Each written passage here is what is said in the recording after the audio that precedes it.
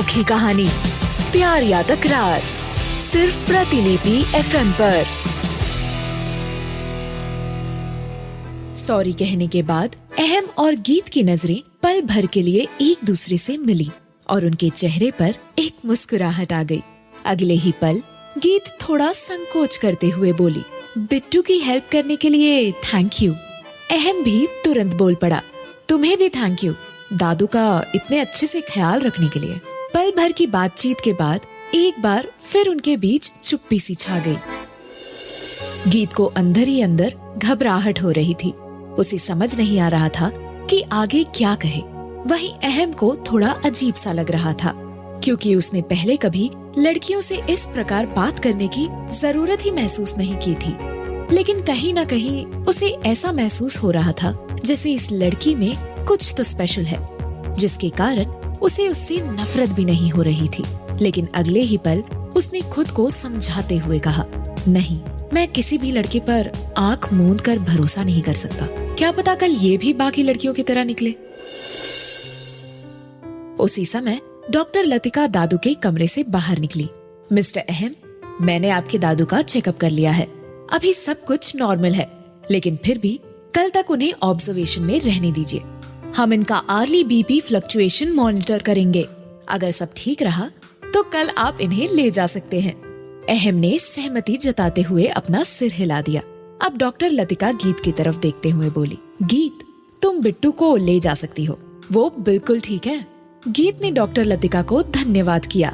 Thank you doctor. वह बस किसी तरह अहम से दूर जाना चाहती थी, इसीलिए उसने तेजी से सीढ़ियों पर अपने कदम आगे बढ़ाए। इस दौरान उसका एक पैर सीढ़ी के किनारे पर पड़ा और वह गिरने को हुई। लेकिन उसी पल अहम की नजर गीत पर पड़ी और उसने तुरंत ही उसका हाथ पकड़ लिया। उसका हाथ पकड़ते ही अहम का भी संतुलन बिगड़ा और वह भी गिरने को हुआ। लेकिन संयोग से उसके दूसरे हाथ में सीढ़ी की रेलिंग आ गई। इस आपाधापी में अहम का एक हाथ गीत के कमर पर आ गया और गीत उसके बाहों में सिमट गई। अहम और गीत का चेहरा एकदम से पास आ गया। गीत का दिल जोर जोर से धड़कने लगा। पहली बार वह किसी लड़के के इतने करीब थी। वहीं अहम की भी वही हालत थी।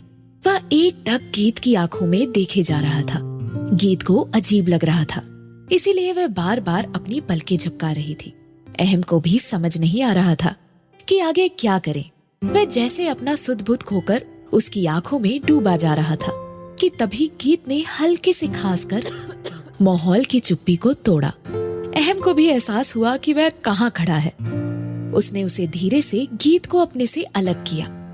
गीत संकोच करती हुई बोली, थैंक्स। फिर भी एक पल गवाए बिना अपना पैर सीढ़ी पर आगे बढ़ाया और एक बार फिर फिसली। अहम फिक्रमंद अंदाज में चिल्लाते हुए बोला, संभाल कर। गीत ने किसी तरह खुद को संभाल लिया और खुद पर खींचती और अफसोस करती हुई नीचे चली गई। उसके जाते ही अहम हैरान होता हुआ खुद से बोला, मुझे हो क्या गया था? इस लड़की के पास आते ही मैं खुद को अलग क्यों महसूस करने लगा हूँ? मैंने पहले तो कभी किसी लड़की की ऐसी केयर नहीं की। वह इसी बातों में डूबा हुआ दादू के कमरे में पहुंचा। दादू बेड पर लेटे हुए थे। अहम उनके सिरहाने बैठता हुआ बोला, दादू, हम आपको कल घर ले जाएंगे, ठीक है?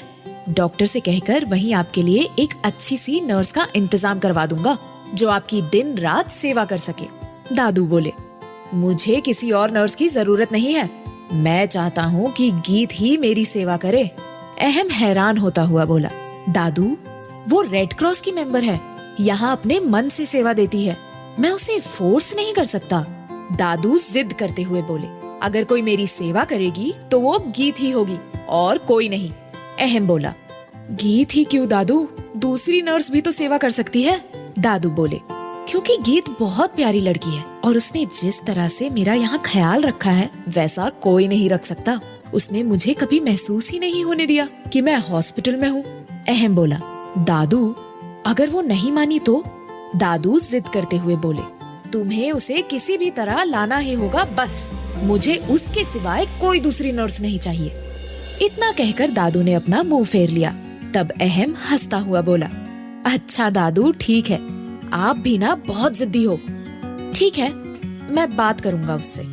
दादू ने तुरंत अपना दायां हाथ अहम की तरफ बढ़ाते हुए कहा, बात नहीं, तू मुझसे वादा कर कि उसे घर लेकर आएगा। अहम ने प्यार भरी नाराजगी दिखाते हुए कहा, दादू भी अपनी बात पर अड़े रहे और बोले, नहीं, वादा कर मुझसे।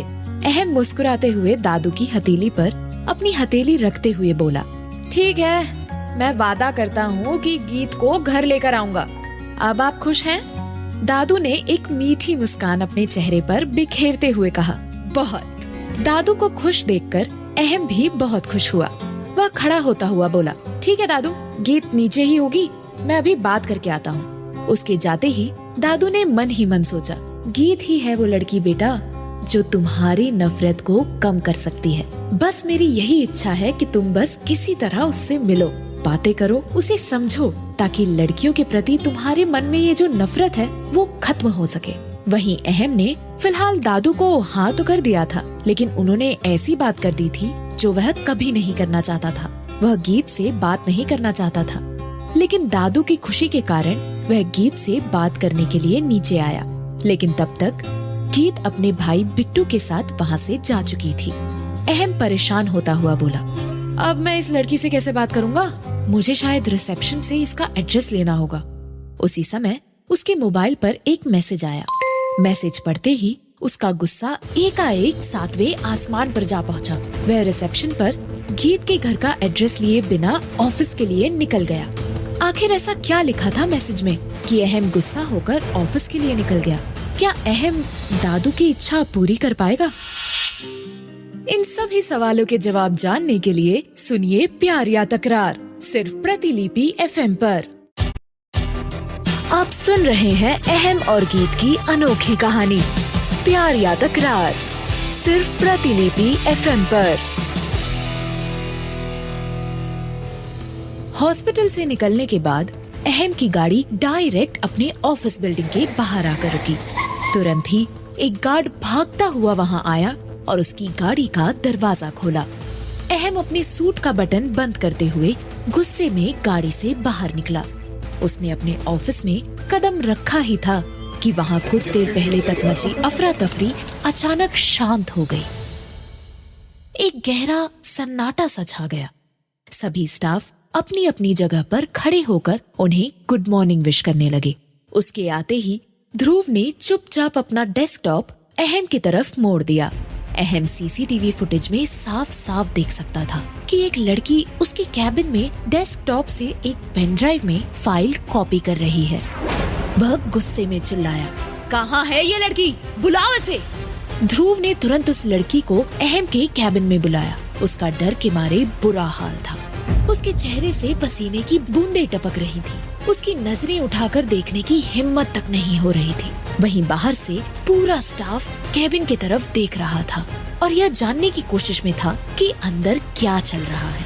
सीसीटीवी फुटेज देखते ही अहम ने उस लड़की की तरफ देखते हुए कड़क आवाज में पूछा, किसे बेचा तुमने वो फॉर्मूला? उस लड़की ने कांपती आवाज में कहा, सॉरी सर। अहम ने डांटते हुए कहा, नाम चाहिए मुझे, किसे बेचा तुमने वो फॉर्मूला? लड़की ने धीमी आवाज में कहा, रंजीत सेठी को। रंजीत का नाम सुनते ही अहम का गुस्सा 7वें आसमान पर जा पहुंचा।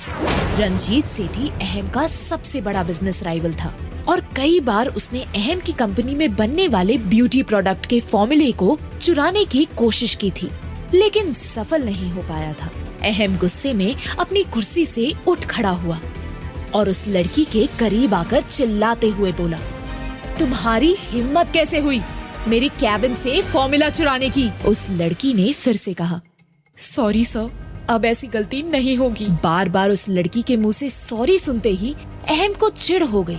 उसने उसे मारने के लिए अपना हाथ उठाया ही था कि ध्रुव ने उसका हाथ पकड़ते हुए कहा, क्या कर रहे हो अहम?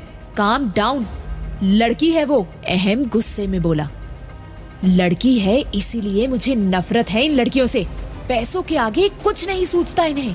कोई ईमान, कोई एथिक्स नाम की चीज ही नहीं होती है इन लोगों के पास। लेकिन वो जब ये कह रहा था तो उसके सामने एकाएक गीत का चेहरा आ गया, जिसने उसकी इस धारणा को गलत साबित कर दिया था। उसका गुस्सा पल भर के लिए जैसे गायब सा हो गया।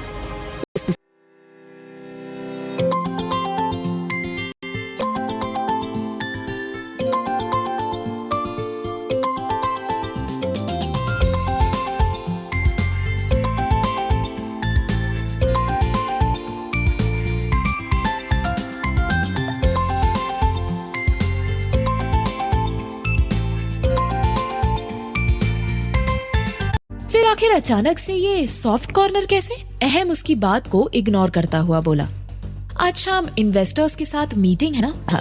और वह आज समंदर किनारे अकेली ही एक ऊंची पत्थर पर शांति से बैठी थी, जहाँ समंदर की लहरें आती, ऊंची उठती, पत्थर से टकराती और उसके पैरों को छूकर वापस लौट जाती।